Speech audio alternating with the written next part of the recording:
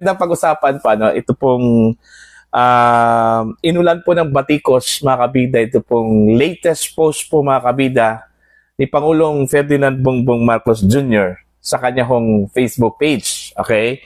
Yung post po niya, 20 hours ago po, ito. Papakita ko po sa inyo, ha?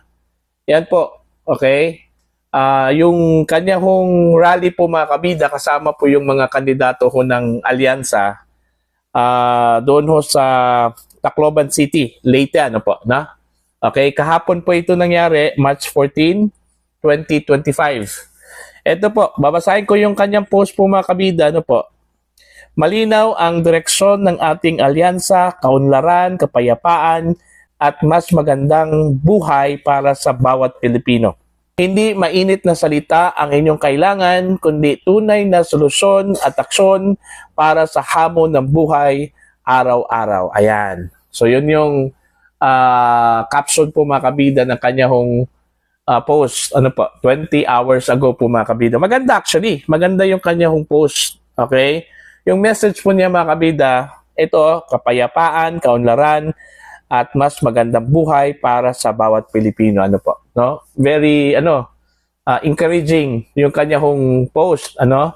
Para sa bawat pamilya o bawat Pilipino, ano po, na? Okay? Kumbaga, meron po siyang direksyon, may hinahangad po siya, mga kabida, yung kaunlaran, kapayapaan, at mas magandang buhay para sa mga Pilipino. Ngayon, ang tanong po, mga kabida, sang-ayon po ba itong mga Pilipino dito ho sa kanyang pananaw, ano? Dito ho sa kanyang direksyon, mga kabida. Okay? Yung kanya pong post ay umani po, mga kabida, ng 36.5 thousand comments, ano? 3.2 shares. Pero hindi ho natin makita ho dito, mga kabida, yung reaction kasi dinisable po nila, no? Yung reaction. Pero napansin ko po, dito ho sa reaction po, mga kabida, okay, kahit na po hindi ho makita yung number of reactions po dito, ano? Pero dito ho, makikita mo to, ito po. Makikita mo halos naka-red. Ano po yung naka-red na emoji po? Angry yan. Galit. Galit na galit, galit, galit, galit. Kung hindi ho galit, tawa. Ano po, no? Yung reaction po ng mga reactors po, mga kabida, dito ho sa kanya pong post. Okay? Now, yun, wala talaga. Kanina ko pa, in-scan ko to kanina, mga kabida, hanggang dun sa pinakadulo. Halos red, halos angry, may approve, may like, no? Pero iilan lang po, ano? Halos lahat, angry lahat yung emoji po, mga kabida, at saka tawa, ano po, no? So, ibig sabihin po niyan, mga kabida, parang hindi ho naniniwala yung mga netizens dito ho sa sinabi po ni Pangulong Bongbong Marcos. Actually, maganda po, mga kabida, ano po, wala ho akong masamang tinapay dito ho sa kanya pong sinabi, ano. Ideal po, ano, maganda yung kanya hong hangarin para po sa mga Pilipino. Kaso lang po, parang ayaw ho maniwala po ng mga tao, ano, sa kanya hong sinabi, ano po. Kasi marami na kasing traces Yung kanya hong sinabi noon, yung kanya hong pangako, hindi ho na tupad, ano? Puro na pako po, mga kabida. Kagaya na lang po nung 20 pesos per kilo na bigas, ano? Hanggang ngayon, wala pa po, no? Hindi pa po natupad yung kanya hong sinabi, ano? Okay? So, kaya, paano ho maniniwala yung tao sa kanya? Tapos, ito pa, yung ginawa po ng kanyang gobyerno, kay dating Pangulong Rodrigo Duterte, ano po, no? Masakit iisipin po, mga kabida, na yung kapwa Pilipino po ang nagkanulo po, mga kabida, sa isang Pilipino doon ho sa Banyaga, no? Yun yung masakit. Diba? Kung tutuusin po, mga kabida, nung time po ni Digong, wala ho tayong narinig na meron pong ipinagkanulo po, no? Yung dating Pangulo po ng Pilipinas. First time po ngayon, no? Kahit na po na sasabihin po natin na meron pong kasalanan si Digong kasi ho, dami hong mga namatay during the war on drugs, ano po. Pero hindi ho sapat yun na ipagkanulo ito pong dating presidente po ng Pilipinas, ano?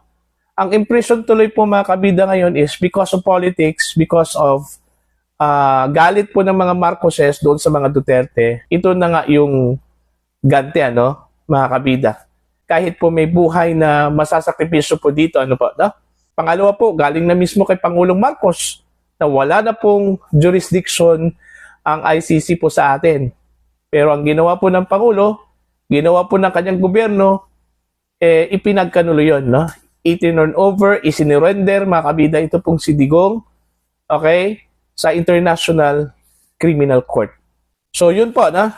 So, ito po, manifestation pa ito na ayaw na talaga ng taong bayan po sa Pangulo, mga kabida. Ito pong reaction na ito, Mantakin nyo, mga kabida, yung comments po ay 36,000.5, 36,500 po, Tapos 3,200 shares. Okay?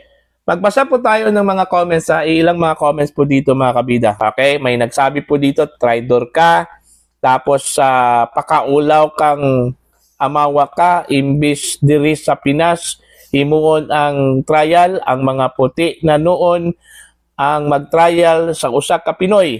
Okay? Ito pa po, worst president ever, unta, magtanaw siya sa mga comments, oy. Okay? Ito pa po, sa May 12, 2025, sana walang cheating na magaganap sa eleksyon. Ipapakita namin sa iyo ang ganti namin. Sa ngayon, magpakasaya ka muna. Okay? Ito pa po, father like son indeed. Time is the ultimate truth teller. Okay? Impeach BBM. Okay? Sir, grabe ang ginawa mo sa amin ngayon. Noon, sinabi mo walang iwanan. Pero para kang si Judas. Grabe ang betrayal na ginawa mo. Hindi namin makakalimutan. Grabe, pagsisisi namin na ikaw ang presidente ngayon. Okay? Ito pa, worst president ever. Okay, we are all disappointed. Okay, you will reap what you sow. Ang dami pa po, Dami pa mga negative comments po dito, mga kabida, laban ho sa presidente po ng Pilipinas. So, yun po yung kanya hong post. Alright? Pero matagal ko na napansin po, mga kabida, lahat po ng post ng Pangulong Marcos po, mga kabida, sa kanya pong page, marami hong galit, Kung hindi po galit, tinatawanan lang po, ito pong si Pangulong Marcos. Okay? Sana napansin din ito ng kanyang mga admin, para naman po magkaroon po ng advice po sa kanya na mag-iba po ng strategy po, mga kabida, para naman po mabawas-bawasan yung galit po, mga kabida, ng mga tao, lalong-lalo na po yung mga netizens po sa kanya.